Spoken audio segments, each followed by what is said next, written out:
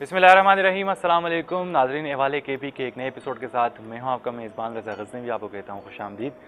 जैसे कि आप जानते हैं कि हमारी कोशिश होती है कि जब भी आप लोगों के लिए हर हफ्ते हम लोग हाजिर हों तो कुछ ऐसा लेके आएँ जो कि डायरेक्टली आप लोगों से ही जो है वो रिलेटेड हो। क्योंकि जब बात की जाती है इश्यूज़ की तो हमारी ज़िंदगी में बेशुमार इश्यूज़ हैं जो कि हमारी रोज़मर्रा ज़िंदगी को काफ़ी डिस्टर्ब भी कर देते हैं।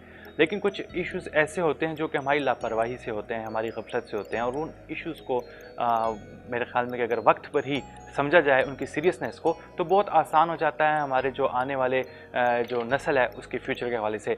आप लोगों को आइडिया हो गया होगा कि मैं बात किस गफलत की कर रहा हूँ, मैं बात किस लापरवाही की कर रहा हूँ। बिल्कुल जी, बात हम पोलियो की कर रहे हैं। जब बात की जा रही है पोलियो के हवाले से, साथ ही साथ आज हम लोग कुछ पॉइंट्स लेकर आए हैं। उन पॉइंट्स पर जो है आज डिस्कशन करेंगे। मौजूद हूँ इस वक्त में पेशावर पैराप्लेजिक सेंटर में, और यहाँ पर जो इनकी टीम है उनसे भी बात करेंगे, जो चीफ एग्जीक्यूटिव ऑफिसर है उनसे भी बातचीत करेंगे। लेकिन जो पोलियो विक्टिम्स खुद हैं और आज जिस तरह से वो अपने सर्वाइवल को दिन ब दिन बेहतर करने की कोशिश कर रहे हैं, किस तरह उन्होंने सर्वाइव करना है और साथ साथ वो क्या पैगाम देते हैं आप लोगों को अपनी ज़िंदगी की, कौन कौन सी अहम बातें जो हैं वो आज बताते हैं। तो प्रोग्राम का बाकायदा आगाज़ करते हैं। हमारे साथ सबसे पहले मौजूद है यहाँ पर इलियास साहब, चीफ एग्जीक्यूटिव ऑफिसर हैं आप पैराप्लेजिक हैदराबाद सेंटर के। सर आपको खुशामदीद कहते हैं, बहुत बहुत शुक्रिया आपका। थैंक यू, बहुत शुक्रिया। साथ ही जो है इलियास साहब के जो तशरीफ़ फरमा है वो है मुश्ताक हुसैन साहब, ये भी पैराप्लेजिक सेंटर में ही होते हैं। और जब बात की जाए अगर पोलियो के हवाले से तो मैंने जैसा कि आपको कहा कि पोलियो विक्टिम्स भी आज हमारे साथ मौजूद होंगे, तो इनके साथ भी बातचीत करेंगे। मुश्ताक साहब आपकी बहुत बहुत शुक्रिया। मुश्ताक साहब के साथ जो है जाहिर सी बात है पोलियो की ही बात की जाएगी, लेकिन जब बात आ जाती है हमारे मुआशरे में ख़वातीन के हवाले से, उनको रिस्पेक्ट देने के हवाले से, फिर उनके ऊपर जो रिस्पॉन्सिबिलिटीज़ दिन ब दिन बढ़ती जा रही हैं उनमें वो किस तरह से अपने आप को आगे लेकर आना चाहती हैं, और फिर अगर बात की जाए अगर वो पोलियो विक्टिम हो और फिर वो पूरी भरपूर कामयाबी से अपनी ज़िंदगी में आगे ही बढ़ती जा रही हूँ, तो बिल्कुल उनसे बातचीत करेंगे। हमारे साथ मौजूद है ज़ैनब, बहुत बहुत शुक्रिया आपका भी। ज़ैनब के साथ साथ नाज़रीन हमारे साथ जो एक और आज के प्रोग्राम में अगर हम लोग बात करें कि हमारा साथ देंगे वो है इरफान। इरफान के साथ भी गुफ्तगू करेंगे। इरफान आपका बहुत बहुत शुक्रिया। प्रोग्राम का बाकायदा आगाज़ करते हैं आपसे ही इलियास साहब। जिस तरह से मैंने आगाज़ में कह दिया, आपने सुन भी लिया। आप जैसी शख्सियत की बात की जाती है तो आप पर रिस्पॉन्सिबिलिटी भी आ जाती है। एक इदारा आप चला रहे हैं, उसमें पोलियो विक्टिम्स भी आपके पास बड़ी तादाद में होते हैं, फिर उन लोगों के लिए फैसिलिटी प्रोवाइड करना, उनको सर्वाइवल उन्होंने कैसे करना है, ये सब चीज़ें आप उनको देते हैं। तो क्या कहना चाहेंगे आप? जी, बिस्मिल्लाहिर्रहमानिर्रहीम। सबसे पहले तो मैं आपको, रज़ा साहब, आपको और आपकी टीम को खुशामदीद कहता हूँ कि आप पैराप्लेजिक सेंटर आए, बार बार आ रहे हैं माशाल्लाह पैराप्लेजिक सेंटर आप, और आप एक दर्द दिल रखने वाले इंसान हैं, तो तभी जाके आप इस तरह के मौज़ूआत को छेड़ते रहते हैं। और K2 TV के हम मशकूर हैं कि वो पोलियो और उन तबक़ात को जो कि मुआशरे के अंदर अपने हुकूक़ और उनके बहुत सारे मसाइल का शिकार हैं, आप उनकी तरफ तवज्जो दे रहे हैं, तो इसके लिए हम आपके ममनून हैं। सबसे पहले जहाँ तक आपने मौजू की बात की है, तो अगर हम पोलियो के हवाले से बात करें, मैं तफसीली तो बात आगे जाके होती रहेगी, लेकिन मैं मुख्तसरन ये कहूँगा, इंसान को जब पोलियो की बीमारी या पोलियो का शिकार हो जाता है, पोलियो या स्पाइनल कॉर्ड इंजरी, जैसे हमारे इंजीनियर इरफान साहब स्पाइनल कॉर्ड इंजरी की वजह से ये एक माजूरी उनको हुई है, तो जिस तरह के इंसान आज़ादी को एंजॉय नहीं कर सकता,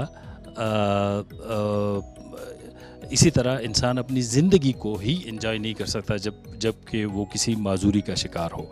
और मैं ये बात इसलिए कहना चाह रहा हूँ कि कुछ माजूरियाँ या कुछ ऐसी भी बीमारियाँ होती है जो कि मजबूरी होती है, जिसको आप अवॉइड नहीं कर सकते हैं, लेकिन कुछ चीज़ें ऐसी होती हैं जिनको आप अवॉइड कर सकते हैं, जिन चीज़ों को आप प्रिवेंट कर सकते हैं, या जिन बीमारियों से या जिन माजूरियों से आप बच सकते हैं, और इसके बावजूद आप उसका शिकार हो जाते हैं, तो ये बहुत बड़ी अफसोस की बात होती है।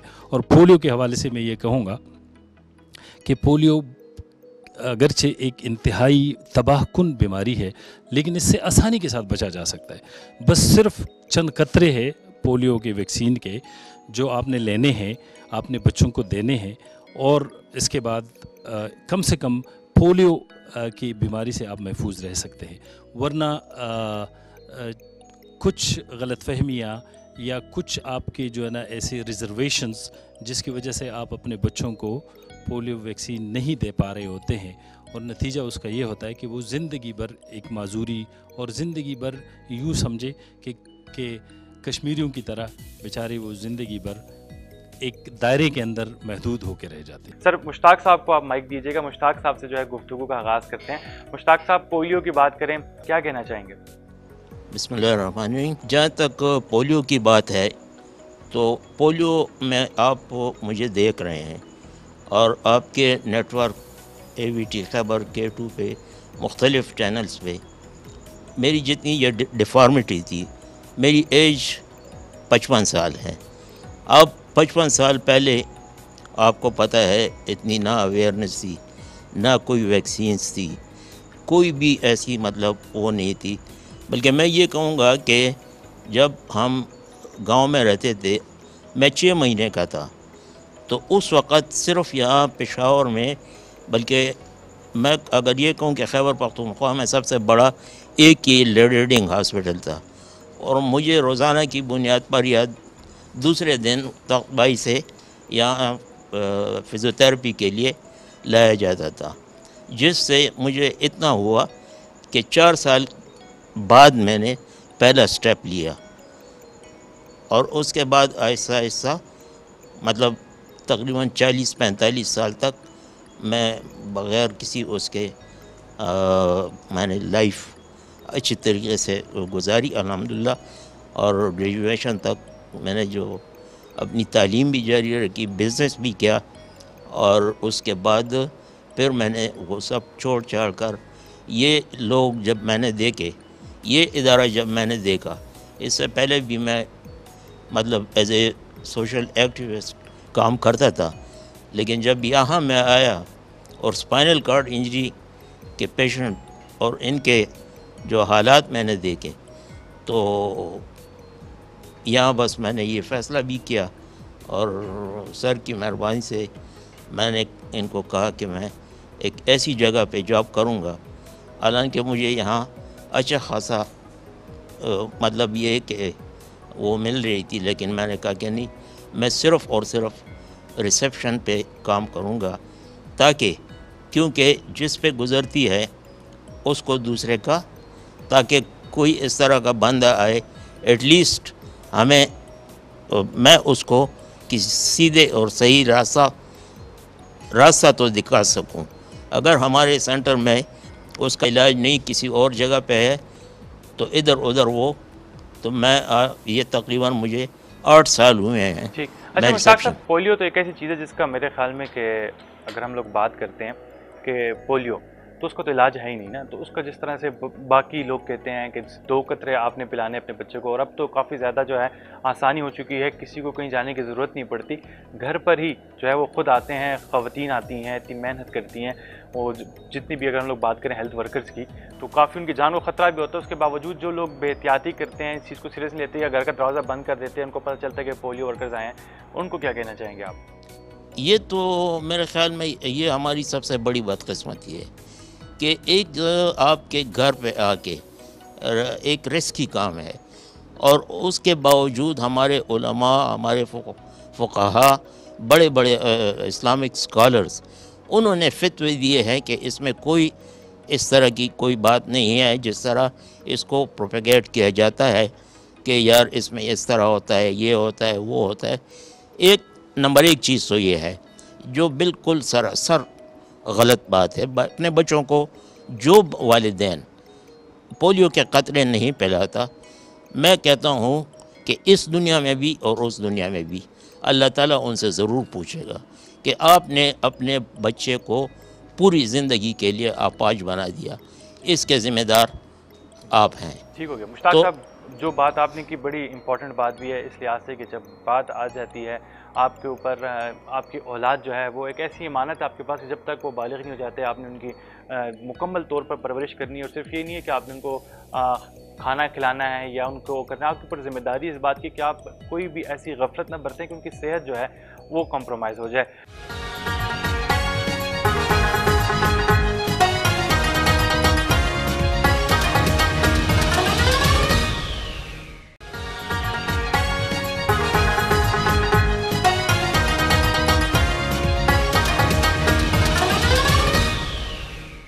गुफ्तगू का सिलसिला थोड़ा सा आगे बढ़ाते हैं। ज़ैनब भी हमारे साथ मौजूद हैं, ज़ैनब से बातचीत करते हैं। ज़ैनब, बातें इलियास साहब की भी सुनी आपने, मुश्ताक साहब की सुनी। पोलियो की सिर्फ अगर स्पेसिफिकली हम लोग बात करते हैं, फिर ख़वातीन को माशरे में बहुत ज़्यादा चैलेंजेस हैं। सिर्फ पाकिस्तानी माशरे की बात नहीं है, पूरी दुनिया में। और फिर आप फॉरेन कंट्रीज़ में जाते हैं तो वो तो और भी ज़्यादा वहाँ पर इस चीज़ का बखेड़ा है। एटलीस्ट हमारे मुल्क, आज़ाद मुल्क में जो है इतना है कि औरत को एक रिस्पेक्ट दी जाती है। लेकिन जब बात आ जाती है ऐसी एक बीमारी के हवाले से जिसका कोई इलाज ही नहीं है, मैं बात कर रहा हूँ पोलियो की, तो क्या कहना चाहेंगी फिर आप? बिस्मिल्लाहिर्रहमानिर्रहीम। पहले तो मैं आपका शुक्रिया अदा करना चाहूँगी कि आपने हमें इस प्रोग्राम में दावत दी। और पोलियो के हवाले से मैं ये कहना चाहूँगी कि पहले तो हमारा मुआशरा, मतलब जो ठीक ठाक ख़वातीन हैं वो घर से उनका बाहर निकलना मुश्किल हो जाता है। तो फिर जिस लड़की को पोलियो हो जाता है और अगर उसकी फ़ैमिली भी सपोर्टेबल ना हो तो उसका तो निकलना, मतलब आप एक हिसाब से सोच लेंगे, उसको एक कोने में रख दिया जाता है। पोलियो एक ऐसी बीमारी है जिससे कभी भी आज़ाद नहीं हुआ जा सकता। और ख़वातीन के लिए तो बहुत ही ज़्यादा मसले आ जाते हैं, जहाँ तक उनके भाई, उनके माँ बाप और फिर फैमिली मेम्बर्स। और फिर एक्सेसिबिलिटी की बात की जाए तो यहाँ पे सिटी में कुछ ऐसे घर हैं जहाँ पे सीढ़ियाँ हैं और जहाँ पे फ़ीमेल तो अपने घर से बाहर ही नहीं निकल सकती। तो मैं उन लोगों को ये कहना चाहूँगी कि जो अपने बच्चों को पोलियो के कतरे नहीं देते तो वो अपने बच्चों की काबिलियत को माजूरी बना रहे हैं। तो मैं यही कहना चाहूँगी कि अपने जो बच्चे हैं उनकी काबिलियत को माजूरी ना बनाएं और पोलियो के कतरे उनको पिलवाएं। क्योंकि अगर मैं ये सोचती हूँ कि अगर ये ही पोलियो के कतरे घर घर जाके, अगर ये एक सेंटर में बैठ के अगर पेमेंट करवा के पिलाए जाते तो हमारी पूरी कौम जा रही होती और पी रही होती हो। अगर ये फैसिलिटी मिल रही है, घर बैठे हुए आपको मिल रही है, तो आप लोग नहीं कर रहे हो तो अपने बच्चे के साथ ज़्यादती कर रहे हो। क्योंकि लाइफ आप लोगों ने तो जो गुजारनी है गुजार ली है, पेरेंट्स ने, बाकी लाइफ तो बच्चों ने गुजारनी है। और हमने इस मकाम पे अगर हम आए हैं तो वो हमें पता है कि कितनी तकलीफ़ों को फ़ेस करके आए हैं। अभी तो माशाल्लाह हमने काफ़ी अवेयरनेस हो गई है, पोलियो मतलब वैक्सीन पे काम हो रहा है, लड़कियां बाहर निकल रही हैं। अभी भी देखा जाए तो फ़ीमेल उस तरह नहीं निकल रही जैसे निकलनी चाहिए। तो मैं जब इस सेंटर में आई तो मैं बिल्कुल होपलेस थी। मुझे यही लगता था कि मैं घर से नहीं निकल सकूंगी, मैं कुछ नहीं कर सकूंगी। लेकिन जब मैंने यहाँ पे और पेशेंट्स को देखा, मैंने जब यहाँ पे स्पाइनल कॉर्ड पेशेंट को देखा, इंजरी देखी, तो मुझे ये एहसास हुआ कि मतलब हम तो जो भी है, पोलियो ऐसी बीमारी है जो कि जब आपको हो जाती है तो ऐसा लगता है कि जैसे, मतलब एक छोटी सी मिसाल मैं यही दूंगी कि अगर घोंसले से एक चिड़िया का बच्चा गिर जाता है तो उसको उसके माँ बाप फिर दोबारा घोंसले में नहीं लेके जा सकते। तो हमारा वो वाला हिसाब है। मुझे नहीं लगता कि पोलियो दोबारा ठीक हो सकता। तो जब हम इस सेंटर में आए तो हमें काफ़ी अवेयरनेस मिली। हमें सर इलियास साहब ने बहुत सपोर्ट किया यहाँ पे। हमें उन्होंने मतलब एक जीने का तरीका सिखाया, एक हुनर सिखाया, एक ज़िंदगी की आस दी कि हम आगे बढ़ सकते हैं, हम आगे जा सकते हैं। लेकिन हर कोई इलियास साहब नहीं होते, मैं ये कहूँगी, हर कोई सपोर्ट नहीं करेगा। ज़बरदस्त। इलियास साहब की जो बात है बिल्कुल, जहाँ पे अप्रिशिएट कर रहे हैं इनके सारे स्टाफ मेंबर्स, तो नज़र भी आता है। और फिर जो इस वक्त आप लोग देख सकते हैं बैकग्राउंड में भी यहाँ पर जिम का भी बंदोबस्त, सारा कुछ जो है इनकी कोशिश होती है कि अच्छे से अच्छा किया जाए। इरफान भी जी हमारे साथ बैठे हुए हैं, इरफान से थोड़ी सी बातचीत कर लेते हैं, इरफान से जानते हैं कि इरफान क्या कहेंगे। क्योंकि जब बात हम लोग अवेयरनेस की कर रहे हैं तो इरफान के कमेंट्स जो हैं इस हवाले से बहुत ज़्यादा ज़रूरी हैं। इरफान क्या कमेंट्स देना चाहेंगे? थोड़ा सा उन बच्चों को माइंड में लेके आएँ जो कि अभी भी अपने गली कुचों में घूम रहे फिर रहे होंगे, खेल रहे होंगे, लेकिन इस खेल कूद के दौरान जो लापरवाही उनके पेरेंट्स से अगर होने जा रही है, तो मैं स्पेसिफिकली चाहूँगा कि आप पोलियो के ऊपर थोड़ी सी रोशनी डालते हुए बताएं कि क्या करना चाहिए फिर। अच्छा, सबसे पहले तो थैंक यू वेरी मच केटू का, जो इतना ज़्यादा टाइम दे रही है डिसेबिलिटी मूवमेंट को या अवेयरनेस के हवाले से। और इसके साथ साथ जो पोलियो के हवाले से आप बात कर रहे हैं और अवेयरनेस क्रिएट कर रहे हैं, वो भी काफ़ी अप्रिसिएशन के काबिल है। हमारे मुआशरे में अगर किसी को वो पोलियो के कतरे नहीं पिला रहे हैं फैमिली वाले, तो मैं उनको सिर्फ यही कहूँगा कि आप सिर्फ एक दिन व्हीलचेयर पे गुजारें और ज़रा सोसाइटी में देखें कि आपके साथ क्या होता है और आप कहाँ कहाँ जा सकते हो, आप क्या क्या कर सकते हो, तो आपको अंदाज़ा हो जाएगा। मेरे ख्याल से शायद फिर आप टीमों के पीछे फिरना शुरू हो जाएँ कि टीमें कहाँ पे हैं, ताकि मैं अपने बच्चों को पोलियो के कतरे पिला सकूँ। उसी के साथ साथ जस्ट इमेजिन करें कि आप गली गुचों में बच्चे खेल रहे हैं और आप अपने बच्चों को जस्ट इमेजिन करें कि वो इन बच्चों के साथ नहीं खेल रहे और एक कोने में पड़े हुए हैं, तो आपको क्या ये बर्दाश्त हो सकेगा कि आप अपने बच्चों के साथ क्या कर रहे हैं? मेरे ख़्याल से इससे ज़्यादा जुल्म शायद ही कोई कर पाएगा, और इससे ज़्यादा ना बर्दाश्त करने वाली बात मेरे ख्याल से कोई भी नहीं हो सकती कि बंदा अपने बच्चों को ख़ुद माजूरी की तरफ मुंतकिल कर लें। पैराप्लेजिक सेंटर का ग्रेजुएट हूँ यहाँ पे, मैं यहाँ पे रिहेबिलिटेशन लिए। मैं अगर ये कहूँ तो ये गलत नहीं होगा कि मुझे आज़ादी जो नसीब हुई है पैराप्लेजिक सेंटर की वजह से नसीब हुई है, तो वो गलत नहीं होगा, क्योंकि एक बंदा जब जिसको स्पाइनल कॉर्ड इंजरी हो जाती है वो अपने जिस्म का कैदी बन जाता है। उस कैदी को आपने आज़ाद कैसे करना है वो हुनर यहाँ पे सिखाया जाता है, और आपने सोसाइटी में कैसे रहना है, आपने सोसाइटी में कैसे जीना है, वो सारी चीज़ें यहाँ पे आपको सिखा दी जाती हैं। तो ऐसे बच्चे में भी आपको जिस तरह पोलियो पे यहाँ पे अभी काम हो रहा है, यहाँ पे उनको रिहेबिलिटेशन के हवाले से भी काम हो रहा है, वो भी काफ़ी काबिल दीद की बात है। और साथ ही साथ पर्सन विद डिसेबिलिटीज़ के लिए मैं ये मैसेज देना चाहूँगा कि वो भी इस आज़ादी में अपना इनपुट भी दें। उन फैमिलीज़ को भी मैं यही एडवाइस करूँगा कि खुदारा आप अपने बच्चों को लाजमी कतरे पिलाएं, इसमें कोई इस किस्म की बुरी बात नहीं है। अगर इससे किसी को इंजरी ना हो रही होती तो आज में हमारे साथ हमारे बाजू में ज़ैनब और मुश्ताक ना बैठे होते। सही तो बात ये इसका एक प्रूफ है कि इसको बाकी कोई ना कोई इशू है और स्प्रेड भी होता है। और मैंने जो पिछले दिनों जो शुमार देखे थे 60 तक तादाद इस साल गुजर चुकी थी। 2017 में जो तादाद कम हुई थी 2018-19 में वो तादाद फिर बढ़ गई थी, और 20 में फिर भी वो इंक्रीज़ हो रही है, तो इसमें काफ़ी तवज्जो देने की ज़रूरत है। लोगों ने वैक्सीनेशन बिल्कुल ही हर चीज़ की करवाना छोड़ दी और ये बड़ी ज़्यादा जो है बेहतियाती की बात थी। इलियास साहब, आपकी तरफ आ चुका प्रोग्राम का वक्त भी थोड़ा सा हमारे पास बाकी है। मैं जानना चाहूँगा, जिस तरह इरफान ने एक बड़ा अहम नुक्ता उठा लिया यहाँ पे, वन व्हीलिंग जो है हमारे जो नौजवान हैं बड़ी खुशी से करते हैं, और फिर माजूरों की तादाद भी दिन ब दिन उसी तरह बढ़ती जा रही है। क्या मैसेज देंगे? क्यों ना इस मरतबा पौधों के हवाले से कुछ आप भी सोचें, आपके साथ बहुत सारे लोग यहाँ पर मौजूद हैं और जो हमारे नाज़रीन उनको भी इस हवाले से कोई अच्छा सा एक पैगाम दें। जी, मैं इस हवाले से तो वो अगरचे मुझे कोई शेर व शायरी का इतना शौक़ भी नहीं है, लेकिन और आते भी नहीं है इतने ज़्यादा शेर, लेकिन मुझे परिंदों के हवाले से एक शेर याद है कि वो परिंदों की दुनिया का दरवेश हूँ मैं, परिंदों की दुनिया का दरवेश हूँ मैं, कि शाही बनाता नहीं आशियाना।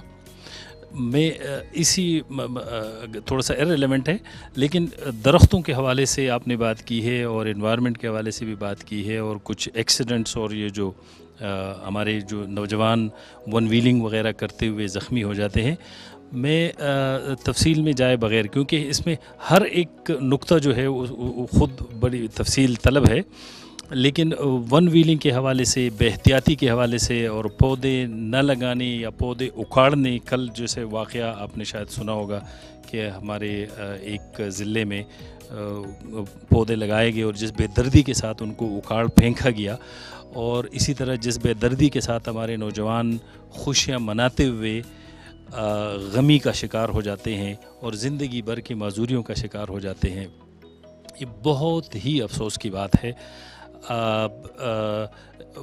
वन व्हीलिंग और एन्जॉयमेंट और स्पोर्ट्स एंड एंटरटेनमेंट, इसकी सहूलती भी मुल्क में होनी चाहिए और ये सारे काम अपने एक दायरे के अंदर होनी चाहिए, लेकिन अपनी जान की कीमत पर नहीं, अपनी आज़ादी की कीमत पर नहीं, क्योंकि जब आप अपने जिस्म के कैदी बन जाते हैं आप अपनी आज़ादी ख़ुद ब खुद खो जाते हैं।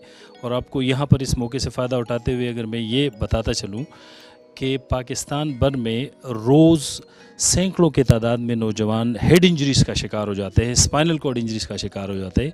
स्पाइनल कॉर्ड इंजरीज़ के मरीज़ों को तो किसी हद तक फिर हम रिहेबिलिटेट कर लेते हैं, किसी न किसी शक्ल में पैराप्लेजिक सेंटर पहुंच जाते हैं, अल्हम्दुलिल्लाह हमसे जो हो सकता है हम वो करके दे देते हैं।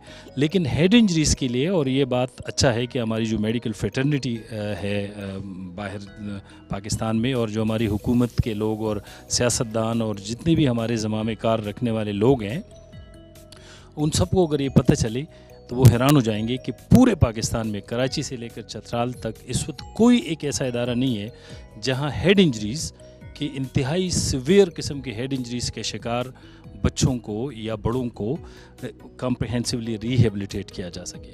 तो बहुत बड़ी एक ज़रूरत है। लोग माजूर हो जाते हैं, नीम बेहोशी और बेहोशी के आलम में वो साल हा साल ज़िंदा रहते हैं, फिर घरों में अस्पतालों में पड़े रहते हैं। माँ बाप उनके बेचारे तंग आ जाते हैं, उनके बहन भाई तंग आ जाते हैं। तो इस हवाले से आपने, चूँकि आप जब भी मुझसे सवाल करते हैं बदकिस्मती से आप 3-4-5 मौज़ूआत को छेड़ जाते हैं, और जो मेरे लिए आसान नहीं होता उसको अहाता करना, क्योंकि हर एक मौजू, एनवायरनमेंट की आप बात करते हैं, पौधों की बात करते हैं। देखिए, वो पौधे हमारे लिए माँ बाप की तरह है, वो हमें ऑक्सीजन देते हैं, ठीक है। और हमारे लोग जब जलसा जुलूस होता है तो सबसे पहले दरख्तों को काटना पीटना शुरू कर देते हैं और उसके डंडे बनाना अपनी अमलाक को, अपनी ही चीज़ों को, अपनी अमलाक को, अपनी ऑक्सीजन देने वाली एक रिसोर्स को इतने बेदर्दी के साथ, यानी कि वो जो वो कहते हैं ना कि न सिर्फ ये कि अपने साथ एक जुल्म करते हैं, न सिर्फ ये कि अपने मुल्क को पीछे लेके जाने में मदद कर रहे होते हैं, बल्कि वो एक ऐसा काम कर रहे होते हैं जो कि जानवरों के साथ भी मुनासिब नहीं होता। कोई जानवर भी अगर किसी पौधे को बेदर्दी के साथ खा रहा हो तो भी इंसान को थोड़ी सी रहम आ जाता है इंसान को। तो ये मुख्तलिफ, मैं जैसे कह रहा हूँ कि मुख्तलिफ मौज़ूआत हैं, इसके ऊपर अलग अलग करके भी बात की जा सकती है। आपने बहुत बहुत शुक्रिया इलियास साहब आपका, thank you so very much. और मुश्ताक साहब आपको भी बहुत बहुत शुक्रिया, ज़ैनब आपको भी बहुत बहुत शुक्रिया, और Irfan thank you so very much. नाज़रीन, गुफ्तगू इनके साथ हुई, और बिल्कुल जब बात की जाती है कि हम लोगों ने किस तरह से अवेयरनेस जो है वो अपने अंदर बेदार करनी है, अपने साथ साथ हमारे जितने भी इर्द गिर्द के लोग हैं उनको किस तरह से हम लोगों ने बाशऊर बनाना है, तो मेरे ख्याल में उसके लिए ज़रूरी ये है कि हम लोग एक बात याद रखें कि इरफान की आज की बात सब बातों से हैवी इसलिए थी कि अगर आपको देखना है कि किस तरह से आप लोगों ने, आपके बच्चे जो हैं किस चीज़ से जो है गुजरेंगे आने वाली ज़िंदगी में, आपने तो ज़िंदगी गुजार ली है, तो एक दिन व्हीलचेयर पे आप गुजार कर देखें और देखें कि आप लोग कहाँ कहाँ पर जो है आपके पास क्या क्या चीज़ एक्सेसिबल है, और कहाँ कहाँ पे आप जा सकते हैं, और कहाँ कहाँ के लिए आपको दूसरों की ज़रूरत पड़ती है। तो ये बातें माइंड में रखते हुए मेरे ख्याल में हम लोग अगर बात इसी चीज़ पे ख़त्म कर दें कि आज़ादी भी रहेगी इंशाअल्लाह, और उसके साथ साथ हम लोगों ने अपने आप को ऐसी बीमारियों से भी आज़ाद करने में अपना किरदार अदा करना है। इसी बात के साथ मेरे ज़ग़ज़नी आपसे चाहूँगा इजाज़त, अपना ख्याल रखिएगा। अल्लाह ने निगहबान और पाकिस्तान पाइंदाबाद।